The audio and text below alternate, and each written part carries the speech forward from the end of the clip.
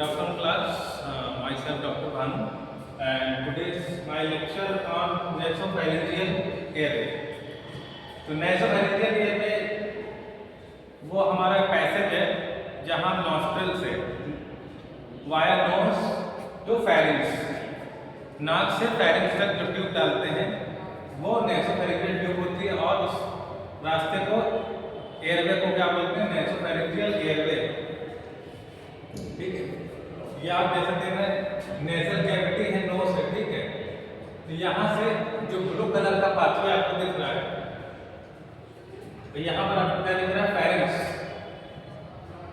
ये जो फेरिंक्स है और नीचे आपको लैरिंक्स दिख रहा है। फेरिंक्स, नोज टू फेरिंक्स तक जो पैसेज है हमारा, एयर पैसेज है, एयरवे मतलब है, वो उसे हम लोग nasopharyngeal एयरवे बोलते हैं। ठीक है, इंट्रोडक्शन में देख लेते हैं nasopharyngeal एयरवे क्या होता है। और nasopharyngeal एयरवे डिवाइस, एनपीए जिसे बोलते हैं, nasopharyngeal एयरवे डिवाइस। जो डिवाइस हम लोग नोज से लेके फेरिंक्स तक इंट्रोड्यूस करते हैं। ठीक है, नोज टू फेरिंक्स इंट्रोड्यूस करते हैं, उसे एनपीए बोलते हैं, nasopharyngeal airway device. Is a hollow plastic or soft rubber tube that a healthcare provider can utilize to assist with patient oxygenation and ventilation in patients who are difficult to oxygenate or ventilate via bag mask ventilation or तो ऐसे patient जो सांस लेने में जिन्हें दिक्कत है, जो खुद से सांस ले नहीं पा रहे हैं, उन्हें वेंटिलेट कराने के लिए एक प्लास्टिक और रबर की ट्यूब होती है, हॉलो ट्यूब होती है, खोखली ट्यूब होती है प्लास्टिक या रबर की, और हेल्थ केयर प्रोवाइडर उसे क्या करें, उसकी मदद से पेशेंट को ऑक्सीजनेशन और वेंटिलेशन प्रोवाइड कराने के लिए जिन पेशेंट को डिफिकल्ट टू ऑक्सीजनेट, सांस लेने में दिक्कत है, ऑक्सीजन जो नहीं ले पा रहे, और वेंटिलेट करने के लिए वाया बैग मास्क वेंटिलेशन। तो बैग से वेंटिलेशन देने के लिए, एम्बू बैग से वेंटिलेशन देने के लिए एक ट्यूब से कनेक्ट करते हैं, उसे nasopharyngeal airway device बोलते हैं। ठीक है, and nasopharyngeal airway are passed into the nose and through to the posterior pharynx।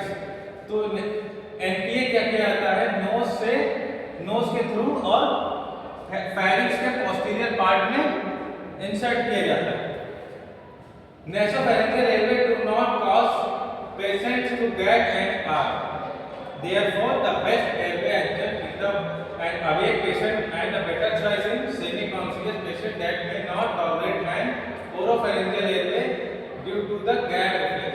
तो पेशेंट गैग करता है, ठीक है। तो गैग क्या होता है? जैसा पेशेंट को ट्यूब डालते हैं, खांसी आ जाती है, गैग रिफ्लेक्स होता है वो, ठीक है। तो उससे बचने के लिए nasopharyngeal एयरवे हम लोग चूज करते हैं। nasopharyngeal एयरवे क्या होता है? अब एक पेशेंट को भी दे सकते हैं जो पेशेंट कॉन्शियस है, और सेमी कॉन्शियस पेशेंट में भी दे सकते हैं। ठीक, जो ओरोफैरिंजियल एयरवे टॉलरेट नहीं कर सकते गैग रिफ्लेक्स की वजह से, उन्हें nasopharyngeal एयरवे के थ्रू वेंटिलेट किया जाता है। Basic airway management in both the paediatric and adult population include assessing the managing airway patency, oxygen delivery and ventilation. तो जो पीडियाट्रिक और एडल्ट दोनों पॉपुलेशन को जो है ऑक्सीजन डिलीवरी और वेंटिलेशन कराने के लिए एनपीए का यूज किया जाता है। While NPA are airway agent for ventilation and oxygenation patient who are difficult to ventilate and oxygen. जो पेशेंट वेंटिलेट और ऑक्सीजनेट करने में डिफिकल्टी हो रही है, उनको एनपीए दिया जाता है। They only act as bridge to either a secure airway via endotracheal or nasotracheal intubation, or to assist the patient until the patient is able to breathe independently। तो जब तक पेशेंट अपने आप से स्वयं से खुद से सांस लेना ना शुरू कर दे, तब तक हम एनपीए की मदद ले सकते हैं। ये एक ब्रिज का काम करता है, ठीक, और एक secure airway. This actively describe the indication and contraindication for nasopharyngeal airway and highlights the role of interprofessional team in the management of patients requiring them. This activity describes the indication and contraindication. तो इसमें क्या होता है, indication और contraindication के बारे में nasopharyngeal area में बताएंगे और उसके हाईलाइट और रोल के बारे में बताएंगे। जो टीम इंटर प्रोफेशनल टीम है वो इसको कैसे मैनेज करती है, ठीक है, इंडिकेशन और कंट्राइंडिकेशन के साथ में।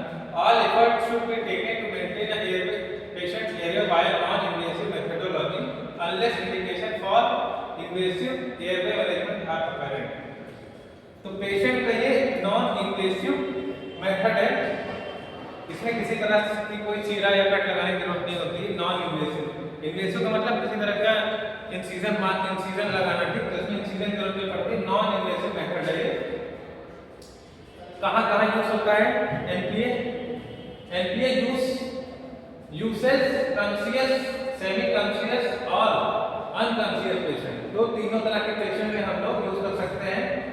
जो कॉन्शियस है, ठीक है, पूरे होश में है, सेमी कॉन्शियस, ठीक, और अनकॉन्शियस पेशेंट में भी यूज कर सकते हैं NPA. Are also helpful when a patient mouth is difficult to open और access, for example case of trismus and angioedema.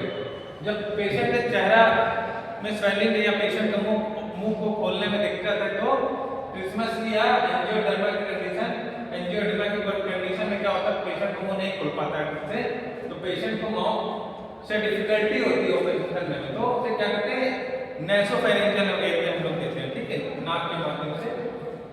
Oropharyngeal area is not particular. जब ओपीए ओरोफेरेंजियल एरिया जब हमारे पास available नहीं है, पॉसिबल नहीं है, तो फिर हम लोग, ठीक है, नेसोफेरेंजियल एरिया एनपीए अपनाते हैं।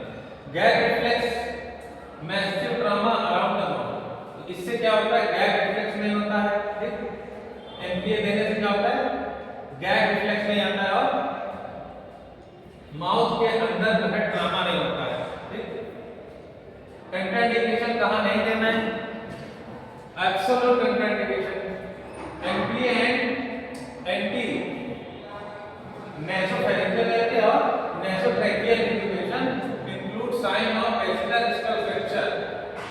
स्कल में फ्रैक्चर है, अगर स्कल के बेस में बेसिलर फ्रैक्चर है, स्कल फ्रैक्चर है, ये चेहरे पे ट्रॉमा, फेशियल ट्रॉमा है, वहां पर वहीं नहीं दे सकते हैं। And destruction of the mid face, या मिड फेस हमारा जैसे है, ये फेस का मिड एरिया, यहाँ पर किसी तरह का डिस्ट्रक्शन है, कोई इंजरी नहीं दे सकते, इस कंडीशन में नहीं दे सकते। नेसोफेरेंजियल और roof of the mouth, relative contraindication of contraindication include suspected epiglottitis। तो अगर एपिग्लॉटिस में क्या इंफेक्शन, इन्फ्लेमेशन है तो नहीं दे सकते। कोगुलोपैथी किसी तरह की पेशेंट में है, ठीक है, और जो पेशेंट एंटीकोगुलेंट दवाइयां ले रहे हैं उनमें नहीं दे सकते हैं due to the risk of haemorrhage, large nasal polyps and recent nasal surgery. कौन सी प्रॉब्लम हो सकती है, हेमरेज हो सकता है, और अगर नेजल नाक के अंदर पॉलिप्स होते हैं, नेजल पॉलिप्स अगर पड़े हुए हैं, ठीक है, तो उसमें इंजरी हो सकती है और ब्लीडिंग हो सकती है। रिसेंट नेजल सर्जरी, अगर कोई हाल ही में कोई सर्जरी हुई है, ठीक है, रिसेंट नेजल सर्जरी, नाक की सर्जरी हुई है, तो उसमें हम लोग नहीं ले सकते। तो ये है हमारा NPA, nasopharyngeal airway, nasopharyngeal airway. ये डिफरेंट साइज के हैं, 20, 22 से लेकर 32 तक। इक्विपमेंट कौन से जरूरी होते हैं, ग्लव्स का, मास्क का, गाउन की जरूरत पड़ती है हमें एनपीए देने के लिए। टॉवल, शीट और commercial device are needed for placing neck and head into sleep position. तो हेड और नेक को स्लीप पोजीशन में बनाए रखने के लिए कुछ डिवाइस की जरूरत पड़ती है। Various size of nasopharyngeal airway, अलग-अलग साइज की नेसोफेरेंजियल एयरवे अवेलेबल होती है। वाटर सॉल्युबल लुब्रिकेंट और anaesthetic gas, water soluble lubricant जरूरत पड़ती है फॉर इजी पास, ठीक है, आसानी से हम इंसर्ट कर सकें ट्यूब को नेसोफेरेंजियल के माध्यम से, तो उसके लिए एनेस्थेटिक जेली भी आती है और वाटर सॉल्युबल लुब्रिकेंट भी आते हैं। Suctioning apparatus and Yankauer catheter, Magill forceps, ठीक, ये सब की जरूरत पड़ेगी फॉरेन बॉडी को रिमूव करने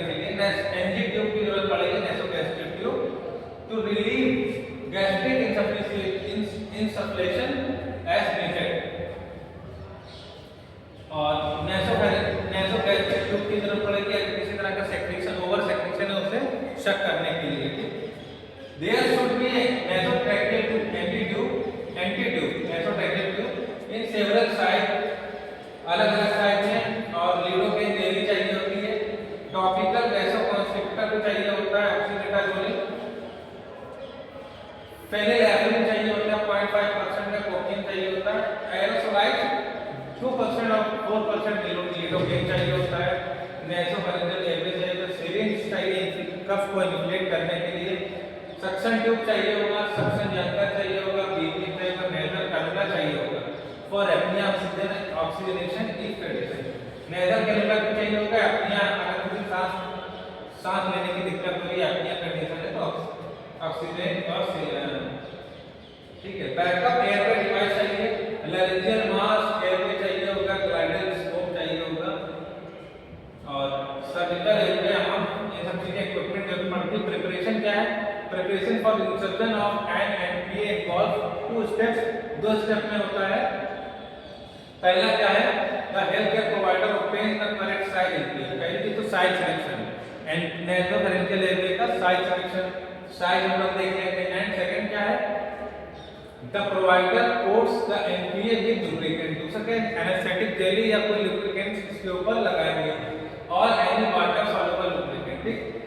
In the ideal setting, preparation for NP and nasotracheal intubation can include all of the below mentioned steps, but if the procedure is needed to be done emergently, the healthcare provider may be unable to prepare anything and may have to blindly insert the NP tube when that is the indicated route of securing the airway.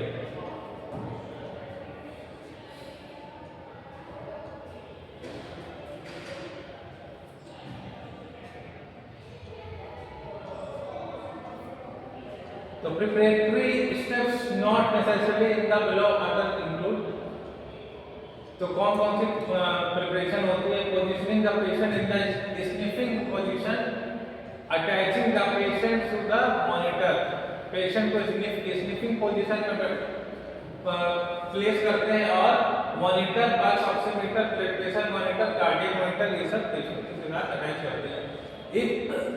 If available setup end tidal carbon dioxide monitor, तो capnography की जरूरत पड़ती है तो end tidal carbon dioxide monitor, मतलब patient कितना CO2 remove कर रहा है अपने लंग से, उसका मॉनिटर होता है, कैप्नोग्राफी बोलते हैं, वो भी ऐड करने की जरूरत पड़े तो कर सकते हैं। दूसरा क्या? Place two peripheral intravenous IV access, intravenous IV हम लोग लगा सकते हैं starting 1 litre of the crystalline fluid if the patient is not fluid overloaded और डिस्कवर, अगर पेशेंट में डिहाइड्रेशन कंडीशन है तो 1 लीटर क्रिस्टलाइन फ्लूइड हमें उसे इन्फ्यूज करना है।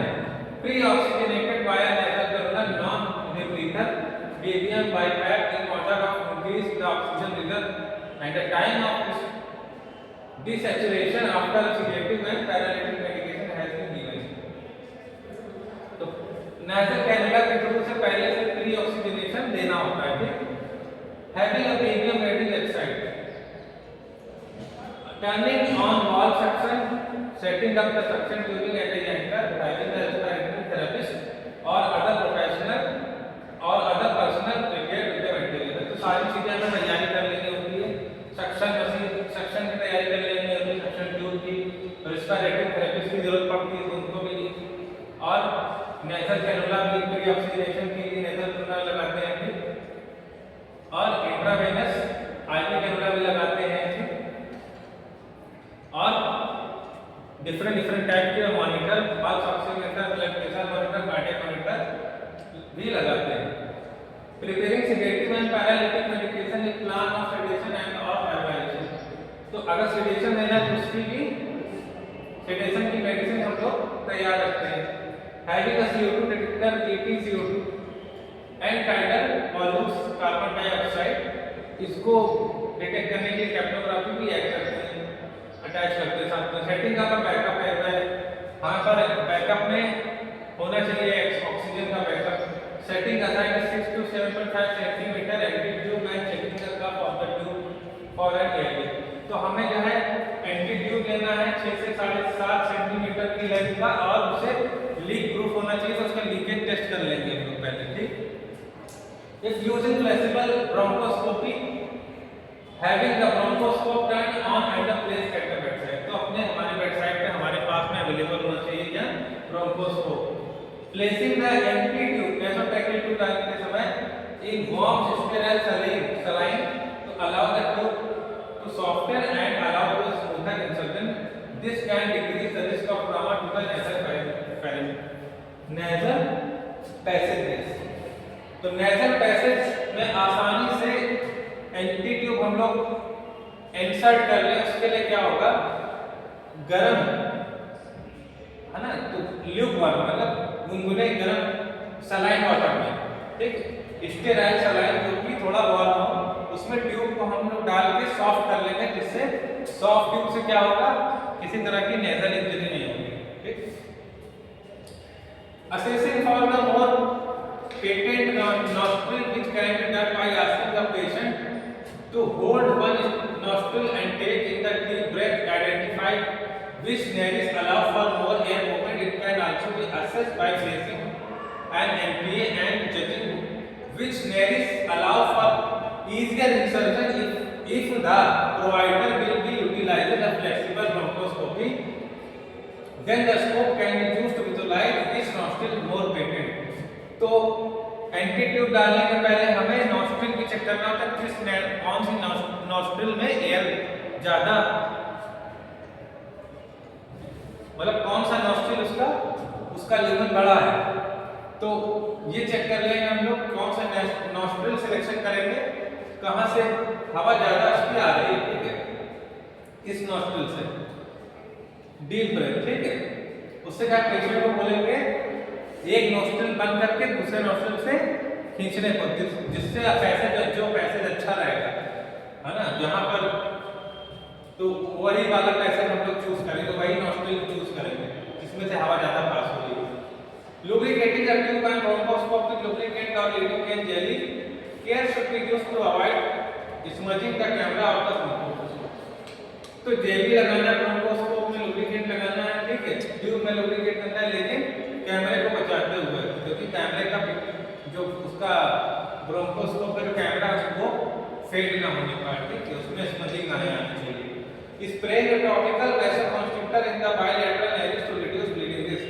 तो दोनों नॉस्ट्रिल में ये स्प्रे करेंगे टॉपिकल वैसोकंस्ट्रिक्टर, ठीक है, उससे क्या होगा, ब्लीडिंग का रिस्क कम हो जाएगा। जब वेसल कॉन्ट्रैक्ट हो जाएगी, कंस्ट्रिक्ट रहेगी, तो ब्लीडिंग के चांसेस कम हो जाएंगे। Placing an MPA coated to lidocaine jelly to provide anesthesia and medication. तो MPA कोट नेसोफैरिंजियल एरिया में क्या करेंगे, लिडोकेन जेली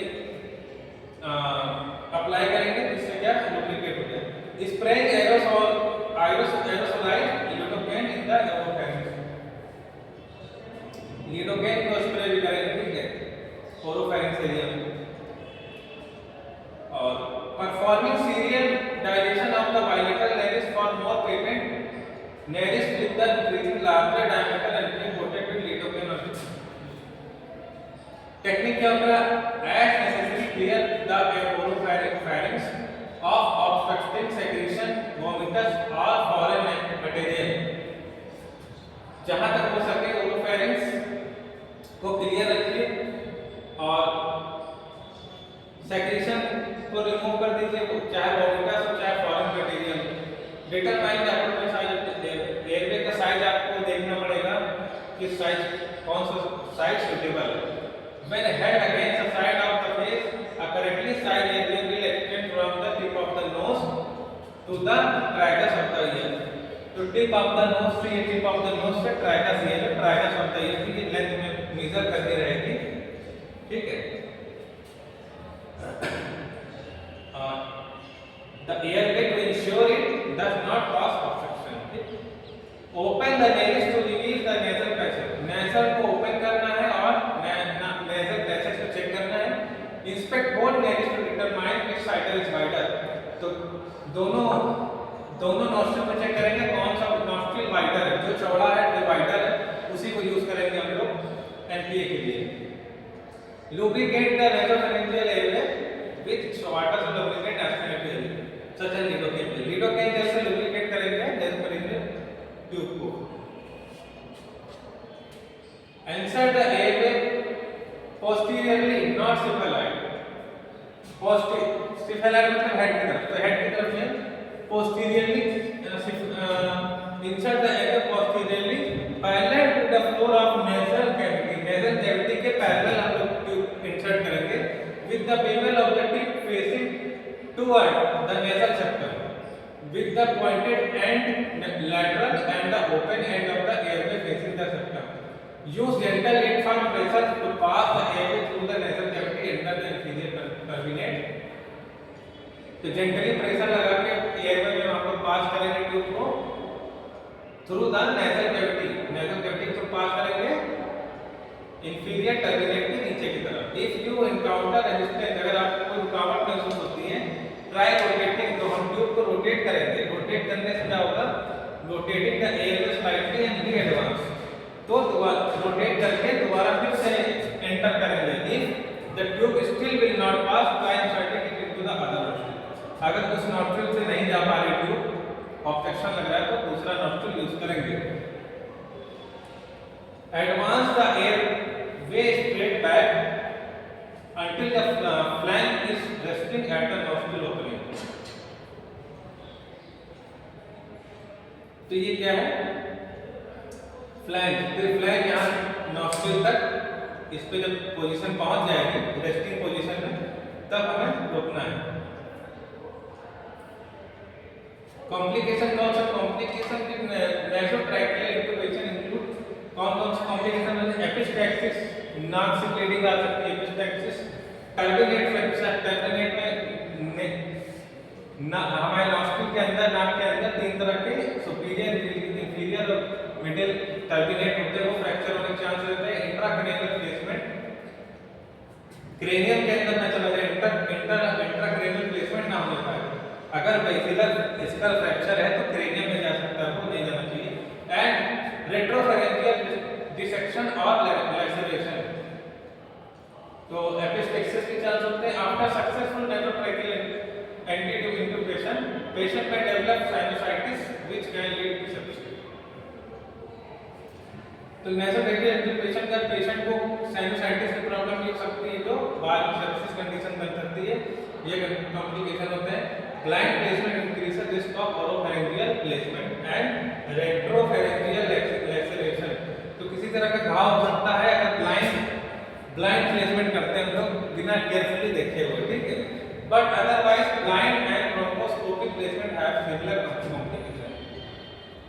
ब्रोंकोस्कोपिक प्लेसमेंट में और ब्लाइंड प्लेसमेंट दोनों में कॉम्प्लिकेशन सेम होते हैं, ठीक है। तो आज का हमारा नासोफैरिंजियल एयरवे का लेक्चर यहीं पे एंड होता है। इसमें आप लोगों ने जाना कि कौन कौन से इंस्ट्रूमेंट हमारे इक्विपमेंट होते हैं और क्या प्रोसीजर होता है, ठीक है। तो आज का लेक्चर हमारा यहीं पे